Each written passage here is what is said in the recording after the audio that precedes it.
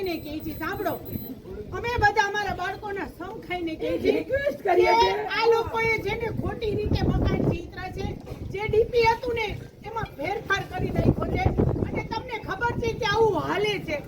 તમે સંવિધાનને માનતા હોવ ને તો ભલે આ લોકોએ ખોટું કર્યું હોય ને તો એને ભગવાન પરચો દેખાડશે. અમને ખાલી 10 તારીખ આપો, અમને ખાલી 10 તારીખ આપો. અમને કોર્ટ કહી દે છે ને કે તમને તમારા મકાન પાડી રાખો, તો અમે પાડી ના અમે ખાલી કરીને વયા જશે.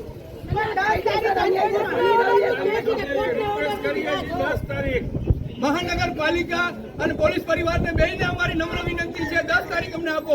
અમારી અરજી એટલી જ છે. અમે લેખિતમાં આપ્યું છે અને મૌખિકમાં પણ કહી છે. કોઈ નથી. અમે અમારા બાળકોને સમ ખાઈને કહી છીએ કે આ લોકોએ જેને ડીપી કપાતમાં ફેરફાર કરી નાખ્યો છે, આડું અવળું ચિતરી નાખ્યું છે, જે તમને ન ખબર હોય.